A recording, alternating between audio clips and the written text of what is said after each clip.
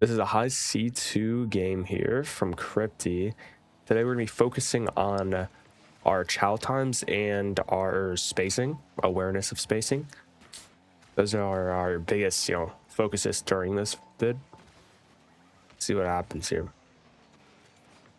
Great placement from Crypty. He's C2, so he should have those mechs. A quick mention, he did switch from controller, or from KVM to controller. The mechs might be down a little bit. Pretty good positioning here. This is mistake number one, where he's just giving them so much space here. They should have gotten scored on from that, but they didn't. He's giving them time to get back instead of playing it quick there.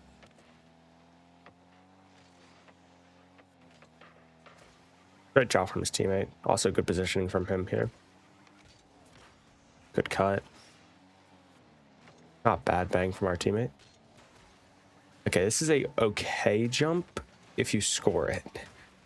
It's one of those things where if you don't make a play with it, you're going to end up getting scored on, but if you do make a play with it, you're going to score on them. Taking a huge gamble by going there, since your teammate isn't back, he's playing on their backboard.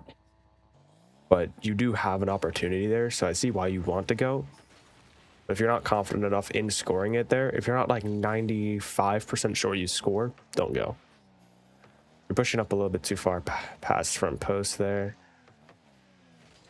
Yeah, ends up being you scored on here because you have to loop back around, put you in an awkward spot, can't chow the guy.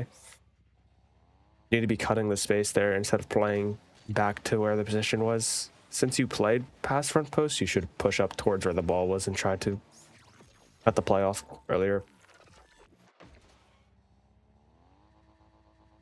Unfortunate kickoff. Okay. Giving him too much space again. Giving him a free outplay. Not a bad bump though. You end up challenging just in time to force the ball for your teammate. That's not bad. You just gotta give him another free outplay because he didn't recognize the space. Playing a little bit aggressive here, but it's not bad. You're in that 2v1 scenario. You do want to play it. That's all right. You played a little bit passive. You could have probably went for a 50 earlier there, but I do see why you didn't want to because your teammate wasn't necessarily back. That chow is great. That's what you should be doing every time. Teammate's back. You're on backboard. You want to just go for ball.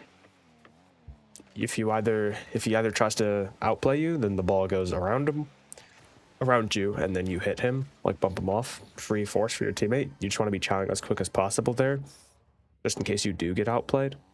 If you get outplayed or take a 50, you don't want it to be on your goal line. You want your teammate to have time to react.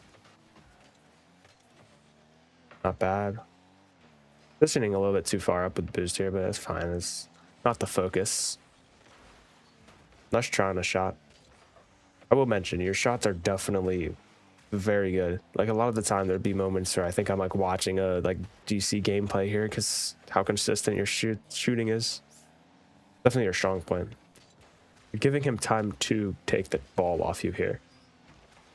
Like you just didn't play it quick enough. You want to be punishing those overcommits from them. Definitely your biggest thing holding you back right now is your spacing, chow times, and stuff like that. Playing above your teammate is not bad, but you do recognize that you come back. So most of your positioning you either are doing by accident because of a bump or something, or something else happens. Right there, you gave him a free ball because spacing, you didn't recognize how far he was. Unfortunate miss. Rush back here. Cut this front post. This is honestly not bad. You force him to bounce the ball over your teammate, or over you, I mean. You need to be challenging here quicker. He does obviously end up giving you the ball there, but if you get outplayed, you're so close to your net that it's not a safe location. Great save for your teammate. Unfortunately, they save that too. Teammate's doing all the work here. I'm just spectating. Decent 50. Yeah, banger shot. That's what I mean. Your shots are very consistent. don't think I saw you miss like a really good shot like that. And then there's like the one time you hit into the wall, but that's about it. Okay, coming back. Let's save from them. Get out. Great outplay. Great beat. Don't know if it's gonna be a goal. It misses, unfortunately.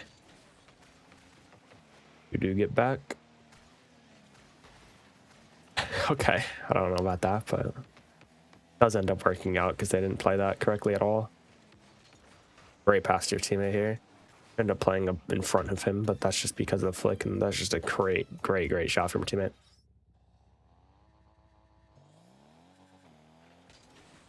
Normal kickoff. You do cheat a little bit softer than I feel like you should, especially in this ring.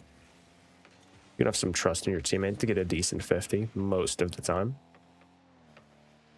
You're cutting too early here. Oh, and then you don't play in that. Yeah. Okay, let me just break this down. The problem here, you don't get scored on because of this. It looks like you got scored on because you turned up the wall here. Problem is this, right? Let me point it out. Right here, you have 0 boost and you're committing for a ball into their corner. Then you play for this boost too. Now you're over committing way harder than you should be. You do come to get back, but now you're rushed to cut this play. In a better world, you would be back here. If you didn't commit for that corner, you'd be here with a 100 boost, able to see this.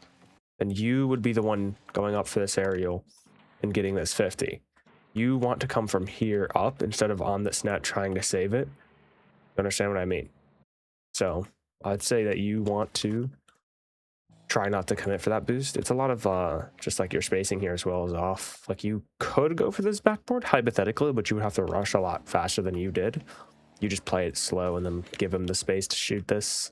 It just goes in the net, obviously. But the main problem is that overcommit in the corner, and the problem also, like a secondary problem would be that spacing where you just didn't cover that space at all. Like this diagonal spacing, you just let him have all of this free space up here to just shoot the ball wherever he wants because you only played right here and you have no momentum. So if he shoots it anywhere like this area of the goal, it's just going to be a goal every time.